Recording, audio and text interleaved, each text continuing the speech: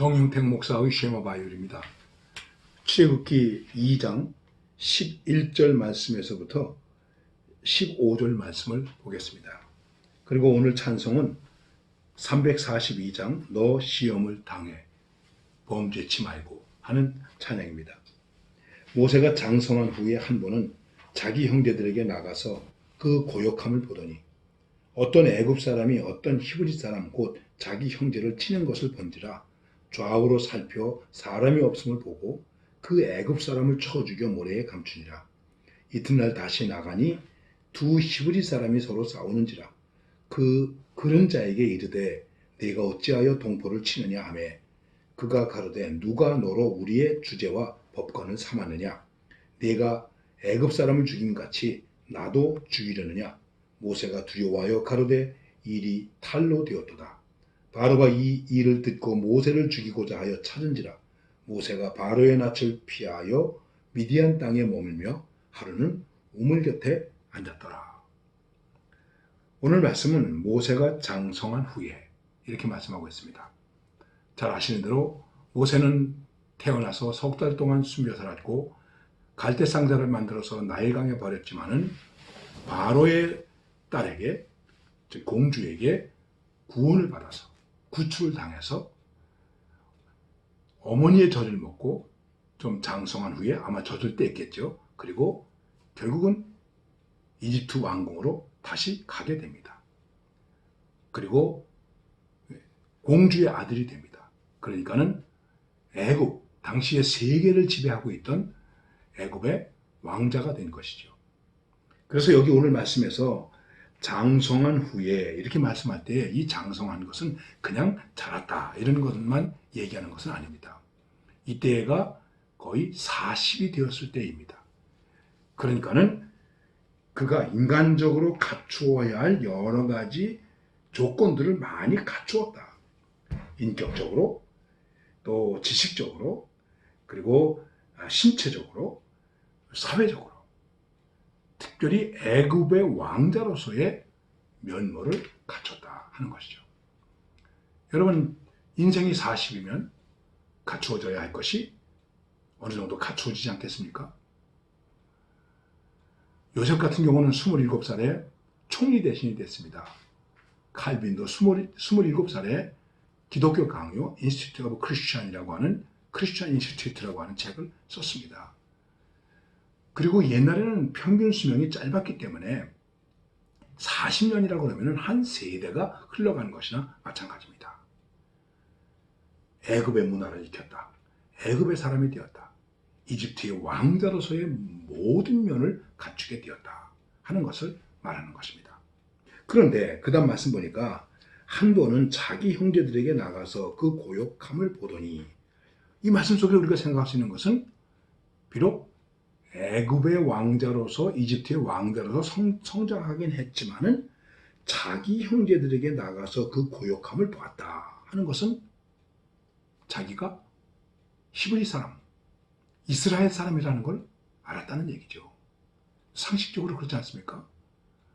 내가 애굽의 왕자이긴 하지만 지금 왕자로서 누릴 것을 다 누리고 갖출 것을 다 갖추고 있지만은 늘 그의 마음 한편 구석에는 뭐가 있었겠습니까? 히브리 사람, 나그네 된 우리 민족, 동족, 우리 어머니의 백성, 우리 아버지의 백성, 내 형제, 이건 마음속에 있지 않았겠습니까? 그러나 마음으로는 그렇다고 하더라도 겉으로는 애굽에서 장성했어요. 애굽의 문화, 애굽의 학문, 애굽의 모든 것을 다 가지고 있었습니다. 자, 그런데 가서 봤더니 아주 고통을 당하면서 일하고 있는데 어떤 애굽 사람이, 이집트 사람이 어떤 히브리 사람, 곧 자기 형제를 치는 것을 본지라. 이유는 잘 모르겠습니다만 일을 하고 있는데 게으르게 했다고 했는지 모르겠습니다만 어쨌든 이집트의 그 일을 감독하는 사람이 히브리 사람, 이스라엘 사람들을 괴롭히는 것을 보게 되었습니다. 치는 것을 봤습니다. 좌우로 살피고 사람이 없음을 보고 애굽 사람을 쳐 죽여서 모래에 감췄다. 용기 있는 행동이었죠. 좌우를 살피고 우리는 좌우를 살피고 일을 저지릅니다. 그런데 어디를 봐야 됩니까? 하늘을 봐야죠. 좌우만 살피지 마세요. 하늘을 봐야 됩니다. 사람만 살피지 마세요. 하나님의 법이 있습니다. 사람의 마음만 좋게 하려고 하지 마세요. 내가 가지고 있는 힘이 있다고 그것 가지고 내가 함부로 휘두르지 마세요. 내가 누구를 쳐 죽일 수 있습니다. 누구를 무너뜨릴 수 있습니다. 누구를 망하게 할 수도 있습니다. 내가 승리할 수도 있습니다. 누구를 짓밟을 수도 있습니다. 그러나 위를 봐야죠. 하나님이 계십니다. 아마 이 모세의 생각에는 무언가 내게 지금 힘이 있다. 그리고 자기 힘을 휘두르는 것입니다. 그리고 마음속으로 그런 생각을 했을 수도 있습니다. 이제 내가 더 힘이 있어지면 우리 민족을 해방시키리라. 그런데 이튿날 다시 나가보니 이번에는 이집트 사람이 히브리 사람을 괴롭히는 것이 아니라 자기 동포들이 서로 싸우고 있는 거예요.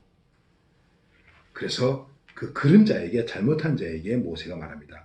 어찌하여 동포를 치느냐 하매 그가 가로되 누가 너로 우리의 주제와 법관을 삼았느냐 내가 애굽 사람을 죽인 같이 나도 죽이려냐 대들게 되었습니다.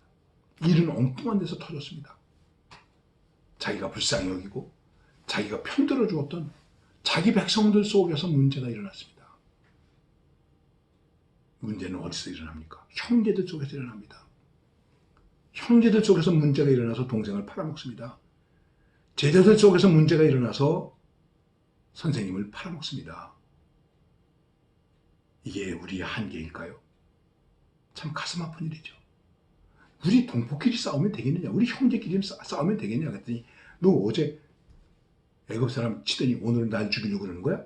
그래서 그 다음에 어떻게 됐습니까? 성경에 있는 말씀대로 모세가 두려워하여 가로되 일이 탈로 되었도다. 그래서 탈로 나게 되었습니다. 하나님이 터뜨리지 않았는데도 탈로 나게 되었습니다. 우리가 하나님 앞에서 여러분과 제가 한 일들이 다 밝히 드러날 것입니다. 그러나 하나님이 하시지 않아도 우리 사람들 속에서도 다 탈로가 나게 되어 있습니다. 그렇기 때문에 조심해서 살아야 됩니다. 여기 모세가 40년 동안 세상에서 갖춘 인격이 무슨 의미가 있습니까? 그의 애국심이, 동족을 사랑하는 마음이 무슨 의미가 있습니까? 아무 의미도 없게 되는 거예요. 자기 딴에는 동족을 위해서, 민족을 위해서 뭔가 하려고 했는데, 형제를 위해서 뭔가 하려고 했는데 이게 다 소용이 없게 되었습니다. 그리고 어떻게 되었습니까? 이 일이 탄로가 됐습니다. 그리고 그에게 위기가 찾아왔습니다. 바로가 이 일을 듣고 모세를 죽이고자 하여 참는지라. 모세가 바로의 낯을 피하여 미디안 땅에 머물며 하루는 우물 곁에 앉았더라. 결국은 미디안 광야로 도망가게 되었다. 도망자가 되었다. 피난자가 되었다. 살인자가 되었다. 자기 딴에는 잘하려고 했는데, 자기 딴에는 동족을 사랑하려고 했는데 살인자가 되었고 도망자가 되었고 피난 다닌 자가 되었다. 전혀 엉뚱한 곳으로 일이 번져나가게 되었습니다. 그래서 우리가 우리의 생각과 나의 주장과 나의 혈기를 조심해야 되는 것입니다. 여러분 어떻습니까? 나는 바르게 해보려고 했는데, 나는 옳게 하려고 했는데 그것이 나에게 화가 될 수도 있습니다. 죽음을 불러오는 것이 될 수도 있습니다. 물론 이 안에는 우리가 알지 못하는 하나님의 섭리가 있었습니다. 그러나 현실적으로 내가 현지를 부리고 내 뜻대로 하려고 하고 내 마음대로 하려고 하고 그리고 휘두르면은, 내가 내 힘을 휘두르면은 그것은 결국 나에게 도리어 화가 되는 것이다. 내가 도망자가 되는 것이다. 깊이 생각하십시오. 얼마나 성장했습니까? 그 성장한 그 속에 아직도 혈기가 있습니다. 아직도 자기 고집이 있습니다. 자기 주장이 있습니다. 자기 이념이 있습니다. 말씀이 없습니다. 하나님의 말씀이 기준이 되지 않습니다. 그러면 문제가 되는 것입니다. 오늘 이 말씀을 우리는 깊이 묵상해야 됩니다. 모세가 잘하고자 했던 것이 도리어 화가 되었습니다. 고독한 인생을 살게 되었습니다. 지금 하나님 앞에서 내가 하고 있는 일은 어떤 일인가? 내가 스스로 입법자가 되려고 하고 주관자가 되려고 하고 심판자가 되려고 하는 것은 아닌가 깊이 생각하면서 하나님의 말씀을 의지하고 하나님의 사람으로서 내가 어떻게 존재해야 되고 하나님의 사람으로서 내가 어떻게 응답하면서 살아야 될 것인가 이것을 고민하면서 사는 정말 성숙한 장성한 하나님의 사람이 되어야 하는 것입니다.